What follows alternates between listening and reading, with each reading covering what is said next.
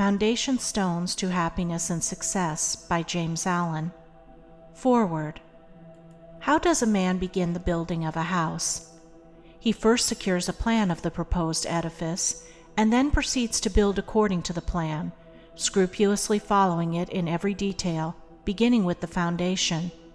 Should he neglect the beginning on a mathematical plan, his labor would be wasted, and his building, should it reach completion without tumbling to pieces, would be insecure and worthless.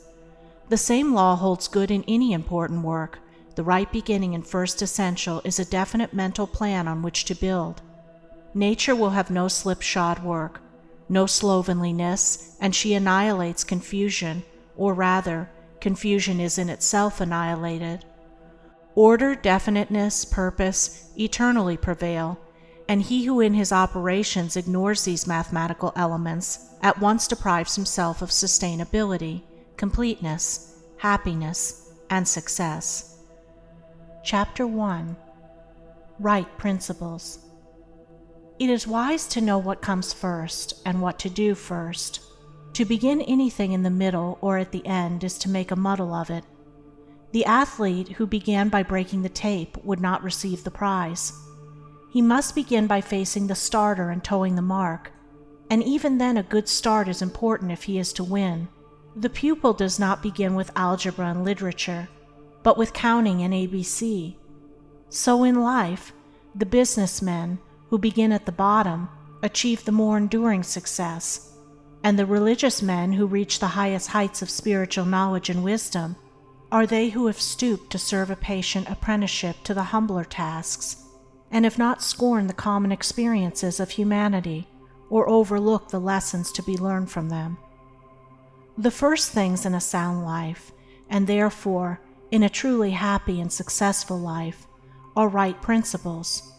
Without right principles to begin with, there will be wrong practices to follow with, and a bungled and wretched life to end with.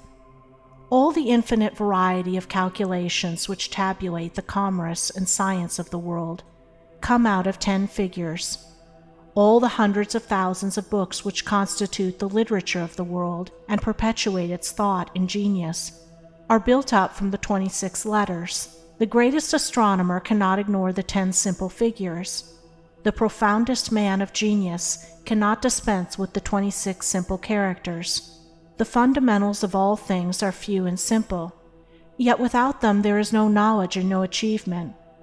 The fundamentals, the basic principles, in life or true living are also few and simple, and to learn them thoroughly and study how to apply them to all the details of life is to avoid confusion and to secure a substantial foundation for the orderly building up of an invincible character and a permanent success.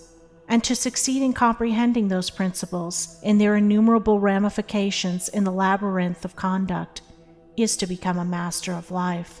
The first principles in life are principles of conduct. To name them is easy. As mere words they are on all men's lips. But as fixed sources of action, admitting of no compromise, few have learned them. In this short talk I will deal with 5 only of these principles. These 5 are amongst the simplest of the root principles of life, but they are also those that come nearest to the everyday life, for they touch the artisan, the businessman, the householder, the citizen at every point. No one of them can be dispensed with but at severe cost, and he who perfects himself in their application will rise superior to many of the troubles and failures of life, and will come into these springs and currents of thought which flow harmoniously toward the regions of enduring success. The first of these principles is duty. A much hackneyed word, I know, but it contains a rare jewel for him who will seek it by assiduous application. The principle of duty means strict adherence to one's own business, and just as strict non-interference in the business of others. The man who is continually instructing others, gratis, how to manage their affairs, is the one who most mismanages his own. Duty also means undivided attention to the matter in hand, intelligent concentration of the mind on the work to be done. It includes all that is meant by thoroughness, exactness, and efficiency. The details of duties differ with individuals, and each man should know his own duty better than he knows his neighbor's, and better than his neighbor knows his. But although the working details differ, the principle is always the same. Who has mastered the demands of duty? Honesty is the next principle. It means not cheating or overcharging another. It involves the absence of all trickery, lying, and deception by word, look, or gesture. It includes sincerity, the saying what you mean, and the meaning what you say. It scorns cringing policy and shining compliment. It builds up good reputations, and good reputations build up good businesses, and bright joy accompanies well-earned success. Who has scaled the heights of honesty? Economy is the third principle. The conservation of one's financial resources is merely the vestibule leading towards the more spacious chambers of true economy. It means, as well, the husbanding of one's physical vitality and mental resources. It demands the conservation of energy by the avoidance of enervating self-indulgences and sensual habits. It holds for its followers strength, endurance, vigilance, and the capacity to achieve. It bestows great power on him who learns it well. Who has realized the supreme strength of economy? Liberality follows economy. It is not opposed to it. Only the man of economy can afford to be generous.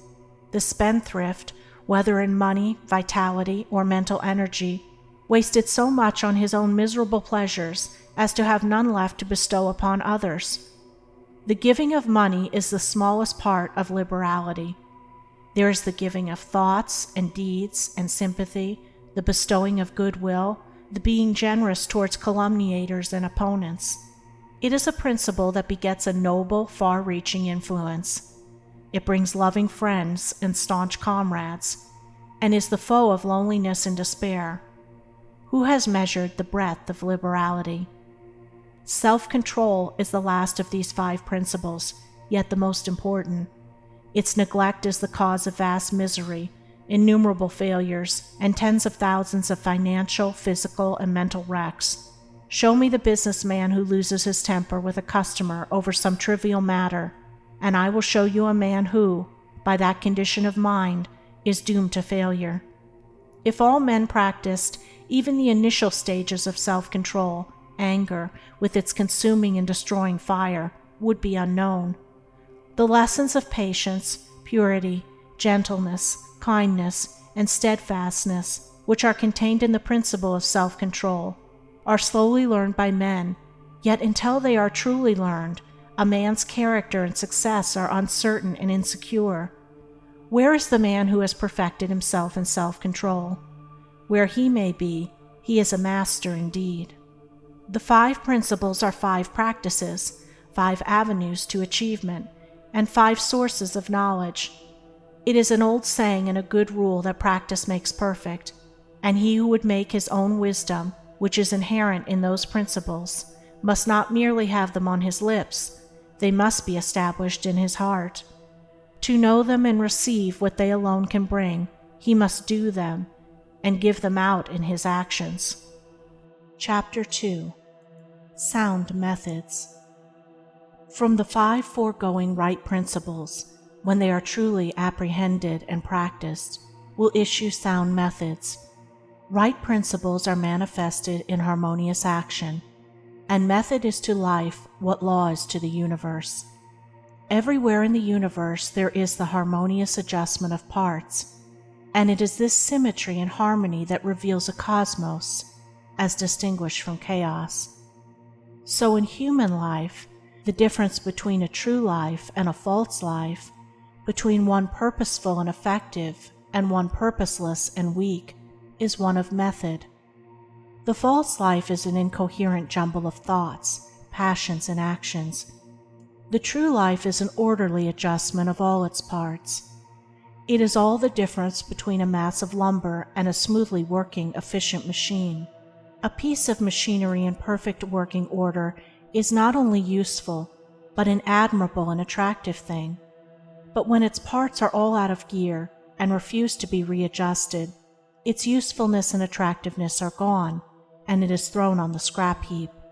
Likewise, a life perfectly adjusted in all its parts, so as to achieve the highest point of efficiency, is not only a powerful life, but an excellent and beautiful thing, whereas a life confused, inconsistent, discordant, is a deplorable exhibition of wasted energy.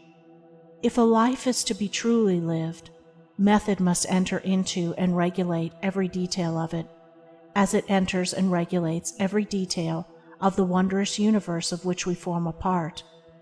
One of the most distinguishing differences between a wise man and a foolish man is that the wise man pays careful attention to the smallest things, while the foolish man slurs over them or neglects them altogether. Wisdom consists in maintaining things on their right relations, in keeping all things, the smallest as well as the greatest, in their proper places and times. To violate order is to produce confusion and discord, and unhappiness is but another name for discord. The good businessman knows that system is 3 parts of success, and that disorder means failure. The wise man knows that disciplined, methodical living is 3 parts of happiness, and that looseness means misery. What is a fool but one who thinks carelessly, acts rashly, and lives loosely?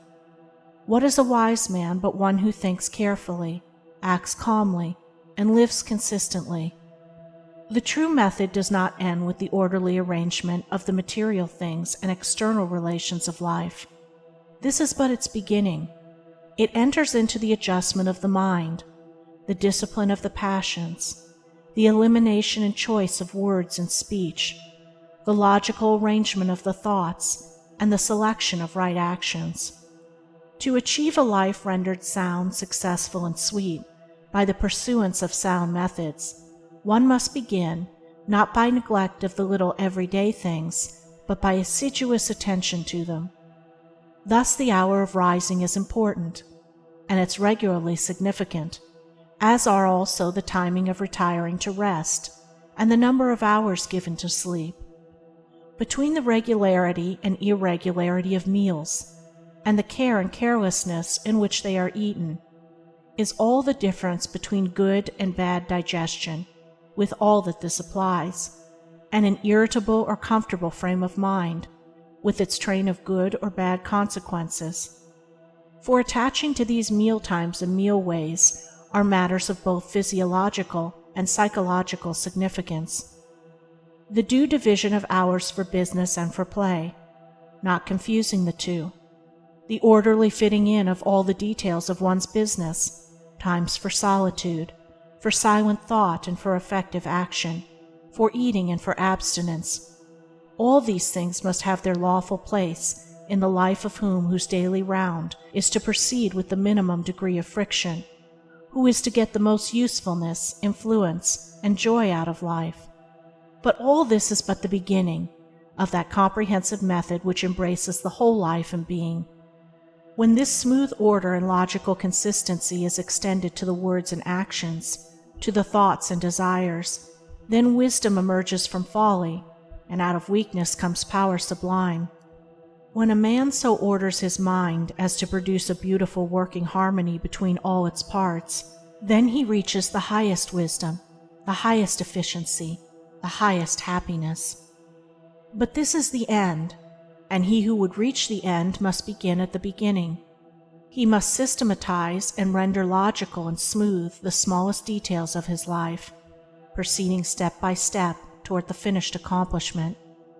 But each step will yield its own particular measure of strength and gladness. To sum it up, method produces that smoothness which goes with strength and efficiency. Discipline is method applied to the mind. It produces that calmness which goes with power and happiness. Method is working by rule. Discipline is living by rule. But working and living are not separate. They are but 2 aspects of character, of life. Therefore, be orderly in work, be accurate in speech, be logical in thought.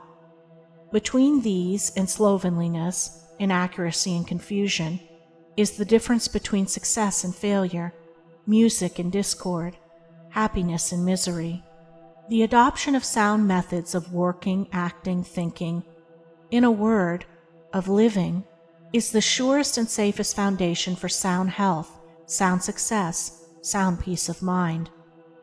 The foundation of unsound methods will be found to be unstable, and to yield fear and unrest even when it appears to succeed, and when its time of failure comes, it is grievous indeed.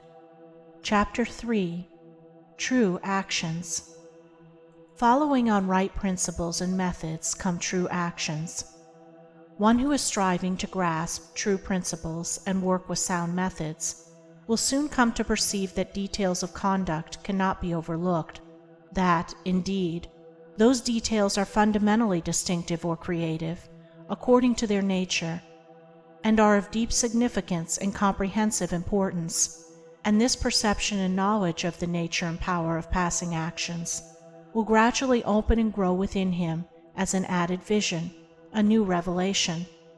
As he acquires this insight, his progress will be more rapid, his pathway in life more sure, his days more serene and peaceful. In all things, he will go the true and direct way, unswayed and untroubled by the external forces that play around and about him.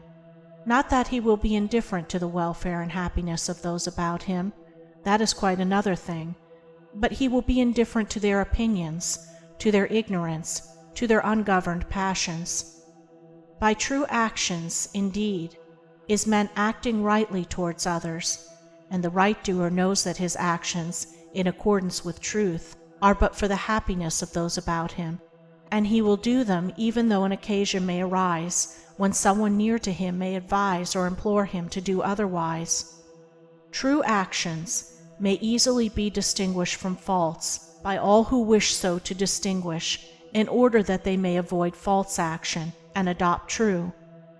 As in the material world, we distinguish things by their form, color, size, etc., choosing those things which we require, and putting by those things which are not useful to us. So in the spiritual world of deeds, we can distinguish between those that are bad and those that are good by their nature, their aim, and their effect, and can choose and adopt those that are good and ignore those that are bad. In all forms of progress, avoidance of the bad always precedes acceptance and knowledge of the good. Just as a child at school learns to do its lessons right by having repeatedly pointed out to it how it has done them wrong, if one does not know what is wrong and how to avoid it, how can he know what is right and how to practice it? Bad or untrue, actions are those that spring from a consideration of one's own happiness only, and ignore the happiness of others, that arise in violent disturbances of the mind and unlawful desires, or that call for concealment in order to avoid undesirable complications.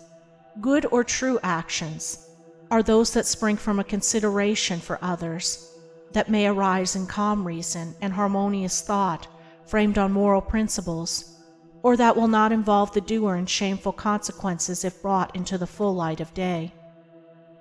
The right doer will avoid those acts of personal pleasure and gratification which by their nature bring annoyance, pain, or suffering to others, no matter how insignificant those actions may appear to be. He will begin by putting away these. He will gain a knowledge of the unselfish and true by first sacrificing the selfish and untrue.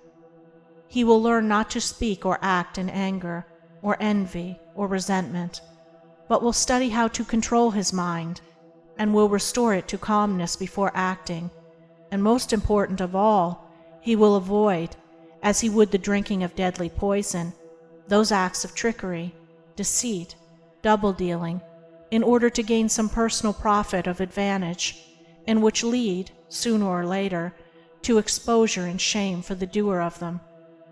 If a man is prompted to do a thing which he needs to conceal, and which he would not lawfully and frankly defend if it were examined of witness, he should know by that it is a wrong act, and therefore to be abandoned without a further moment's consideration.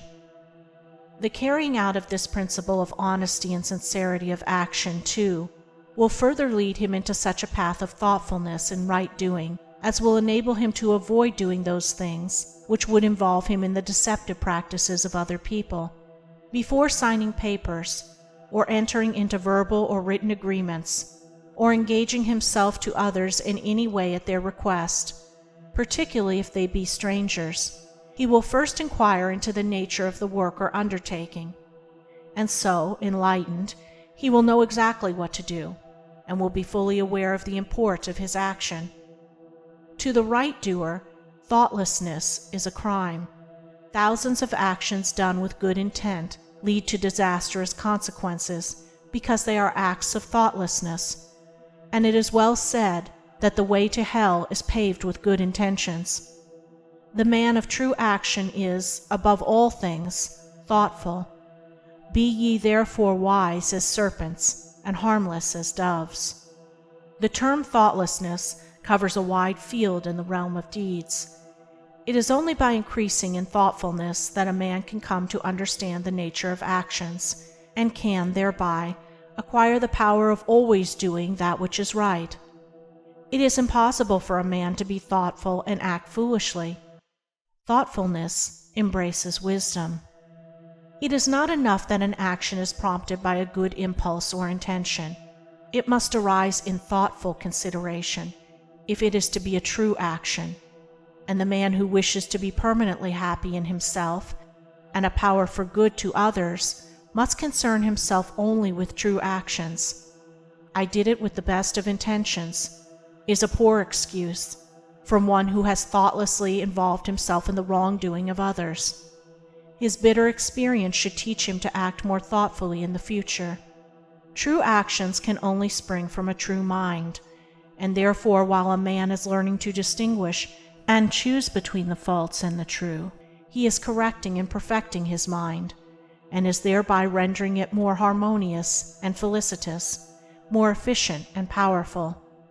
As he acquires the inner eye to clearly distinguish the right in all the details of life, and the faith and knowledge to do it, he will realize that he is building the house of his character and life upon a rock, which the winds of failure and the storms of persecution can never undermine.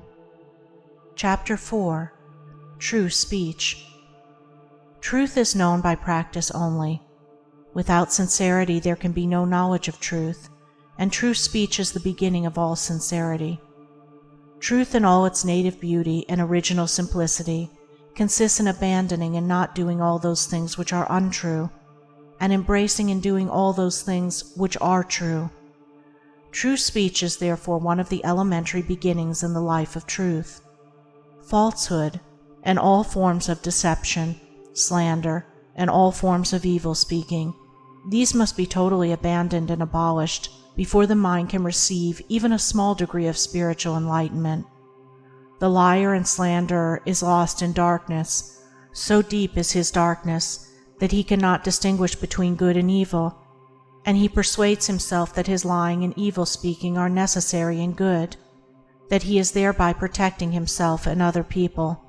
Let the would-be student of higher things look to himself and beware of self-delusion. If he is given to uttering words that deceive, or to speaking evil of others, if he speaks in insincerity, envy, or malice, then he has not yet begun to study higher things. He may be studying metaphysics, or miracles, or psychic phenomena, or astral wonders. He may be studying how to commune with invisible beings, to travel invisibly during sleep, or to produce curious phenomena. He may even study spirituality theoretically and as a mere book study. But if he is a deceiver and a backbiter, the higher life is hidden from him.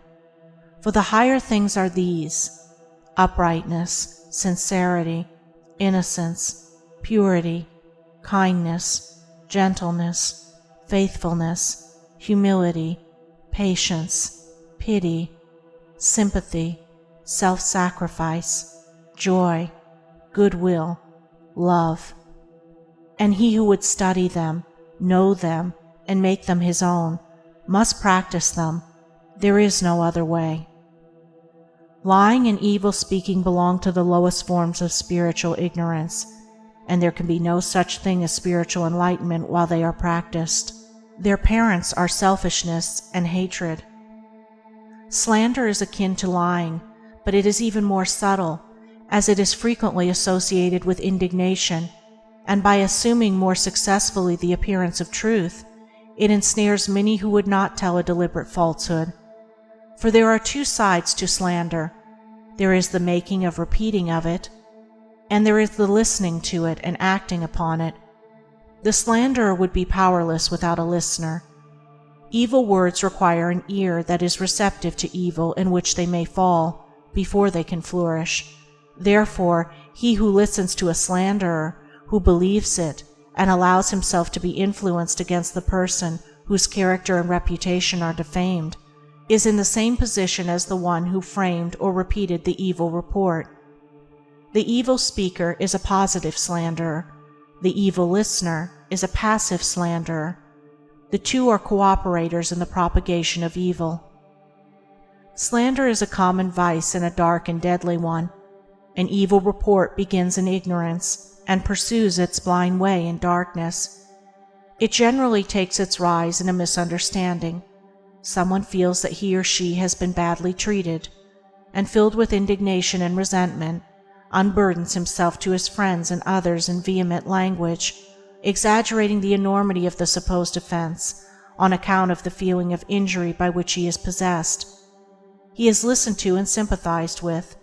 The listeners, without hearing the other person's version of what has taken place, and on no other proof than the violent words of an angry man or woman, become cold in their attitude towards the one spoken against, and repeat to others what they have been told, and as such repetition is always more or less inaccurate, a distorted and altogether untrue report is soon passing from mouth to mouth. It is because slander is such a common vice that it can work the suffering and injury that it does. It is because so many, not deliberate wrongdoers, and unconscious of the nature of the evil into which they so easily fall, are ready to allow themselves to be influenced against one whom they have hitherto regarded as honorable, that an evil report can do its deadly work. Yet its work is only amongst those who have not altogether acquired the virtue of true speech, the cause of which is a truth-loving mind. When one who has not entirely freed himself from repeating or believing an evil report about another hears of an evil report about himself, his mind becomes aflame in burning resentment, his sleep is broken, and his peace of mind is destroyed. He thinks the cause of all his suffering is the other man and what the other man has said about him, and is ignorant of the truth that the root and cause of his suffering lies in his own readiness to believe an evil report about another. The virtuous man, he who has attained to true speech, and whose mind is sealed against even the appearance of evil speaking, cannot be injured and disturbed by any evil reports concerning himself, and although his reputation may for a time be stained in the minds of those who are prone to suggestions of evil, his integrity remains untouched and his character unsoiled, for no one can be stained by the evil deeds of another, but only by his own wrongdoing.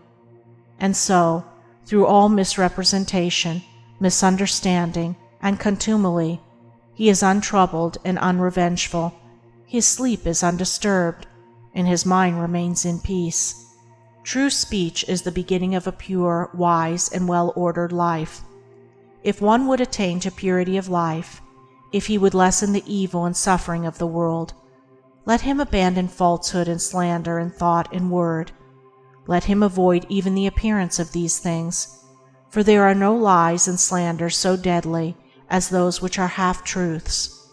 And let him not be a participant in evil speaking by listening to it.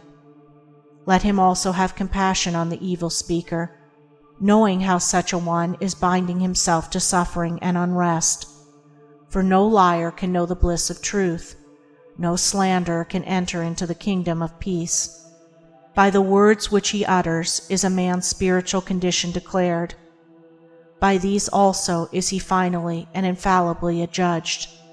For as the divine Master of the Christian world has declared, "By thy words shalt thou be justified, and by thy words shalt thou be condemned." Chapter 5. Equal-mindedness.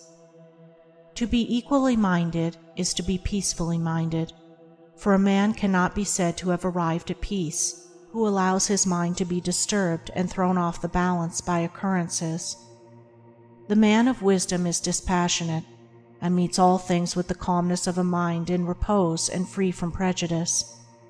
He is not a partisan, but having put away passion, and is always at peace with himself and the world, not taking sides nor defending himself, but sympathizing with all.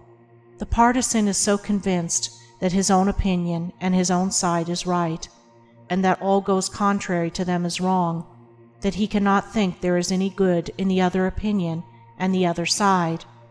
He lives in a continual fever of attack and defense, and has no knowledge of the quiet peace of an equal mind.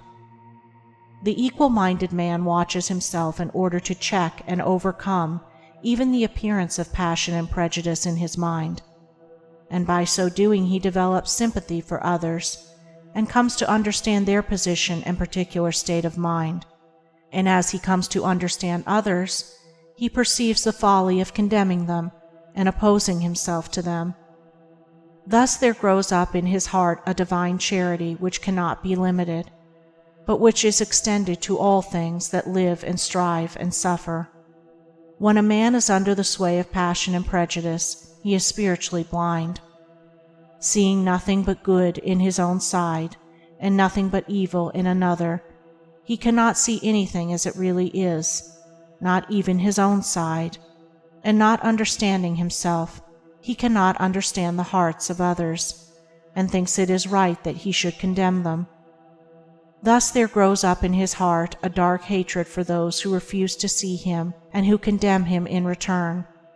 He becomes separated from his fellow man, and confines himself to a narrow torture chamber of his own making. Sweet and peaceful are the days of the equal-minded man, fruitful in good, and rich in manifold blessings. Guided by wisdom, he avoids those pathways which lead down to hatred and sorrow and pain, and takes those which lead up to love and peace and bliss. The occurrences of life do not trouble him, nor does he grieve over those things which are regarded by mankind as grievous, but which must befall all men in the ordinary course of nature. He is neither elated by success nor cast down by failure. He sees the events of his life arranged in their proper proportions, and can find no room for selfish wishes or vain regrets, for vain anticipations and childish disappointments. And how is this equal-mindedness, this blessed state of mind and life, acquired? Only by overcoming one's self, only by purifying one's own heart, for the purification of the heart leads to unbiased comprehension. Unbiased comprehension leads to equal-mindedness, and equal-mindedness leads to peace. The impure man is swept helplessly away on the waves of passion. The pure man guides himself into the harbor of rest. The fool says, "I have an opinion." The wise man goes about his business. Chapter 6. Good Results. A considerable portion of the happenings of life comes to us without any direct choosing on our part, and such happenings are generally regarded as having no relation to our will or character, but as appearing fortuitously, as occurring without a cause. Thus one is spoken of as being lucky and another unlucky, the inference being that each has received something which he never earned, never caused. Deeper thought and a clearer insight into life convinces us, however, that nothing appears without a cause, that cause and effect are always related in perfect adjustment and harmony. That being so, every happening directly affecting us is intimately related to our own will and character, is indeed an effect justly related to a cause having its seat in our consciousness. In a word, involuntary happenings of life are the results of our own thoughts and deeds. This, I admit, is not apparent on the surface, but what fundamental law, even in the physical universe, is so apparent? If thought, investigation, and experiment are necessary to the discovery of the principles which relate one material atom to another, Even so are they imperative to the perception and understanding of the mode of action which relate one mental condition to another, and such modes, such laws, are known by the right doer, by him who has acquired an understanding mind by the practice of true actions. We reap as we sow. Those things which come to us, though not by our own choosing, are by our own causing. The drunkard did not choose the delirium tremens or insanity which overtook him, but he caused it by his own deeds. In this case the law is plain to all minds, but where it is not so plain, it is none the less true. Within ourselves is the deep-seated cause of all our sufferings, the spring of all our joys. Alter the inner world of thoughts, and the other world of events will cease to bring you sorrow. Make the heart pure, and to you all things will be pure, all occurrences happy and in true order. Within yourselves deliverance must be sought. Each man his prison makes. Each hath such lordship as the loftiest one's. Nay, for with powers above, around, below, as with all flesh and whatsoever lives, act maketh joy or woe. Our life is good or bad, enslaved or free, according to its causation in our thoughts. For out of these thoughts spring all our deeds, and from these deeds come equitable results. We cannot seize good results violently, like a thief, and claim and enjoy them, but we can bring them to pass by setting in motion the cause within ourselves. Men strive for money, sigh for happiness, and would gladly possess wisdom, yet fail to secure these things, while they see others to whom these blessings appear to come unbidden. The reason is that they have generated causes which prevent the fulfillment of their wishes and efforts. Each life is a perfectly woven network of causes and effects, of efforts or lack of efforts, and results, and good results can only be reached by initiating good efforts, good causes. The doer of true actions, who pursues sound methods, grounded on right principles, will not need to strive and struggle for good results. They will be there as the effects of his righteous rule of life. He will reap the fruit of his own actions, and the reaping will be in gladness and peace. This truth of sowing and reaping in the moral sphere is a simple one, yet men are slow to understand and accept it. We have been told by a wise one that the children of darkness are wiser in their day than the children of light. And who would expect, in the material world, to reap and eat where he had not sown and planted? Or who would expect to reap wheat in the field where he had sown tares, and would fall to weeping and complaining if he did not? Yet this is just what men do in the spiritual field of mind and deed. They do evil and expect to get from it good, and when the bitter harvesting comes in all its ripened fullness, they fall into despair and bemoan the hardness and injustice of their lot, usually attributing it to the evil deeds of others, refusing even to admit the possibility of its cause being hidden in themselves, in their own thoughts and deeds. The children of light, those who are searching for the fundamental principles of right living, with a view to making themselves into wise and happy beings, must train themselves to observe this law of cause and effect in thought, word, and deed, as implicitly and obediently as the gardener obeys the law of sowing and reaping. He does not even question the law. He recognizes and obeys it. When the wisdom which he instinctively practices in his garden is practiced by men in the garden of their minds, when the law of the sowing of deeds is so fully recognized that it can no longer be doubted or questioned, then it will be just as faithfully followed by the sowing of those actions which will bring about a reaping of happiness and well-being for all. As the children of matter obey the laws of matter, so let the children of spirit obey the laws of spirit, for the law of matter and the law of spirit are one, but they are two aspects of one thing, the outworking of one principle in opposite directions. If we observe right principles or causes, wrong effects cannot possibly accrue. If we pursue sound methods, no shoddy thread can find its way into our web of life. no rotten brick enter into the building of our character to render it insecure. And if we do true actions, what but good results can come to pass? For to say that good causes can produce bad effects is to say that nettles can be reaped from a sowing of corn. He who orders his life along the moral lines thus briefly enunciated will attain to such a state of insight and equilibrium as to render him permanently happy and perennially glad. All his efforts will be seasonally planted, all the issues of his life will be good, and though he may not become a millionaire, as indeed he will have no desire to become such, he will acquire the gift of peace, and true success will wait upon him as its commanding master. End of chapter 6. Recording by Andrea Fiore.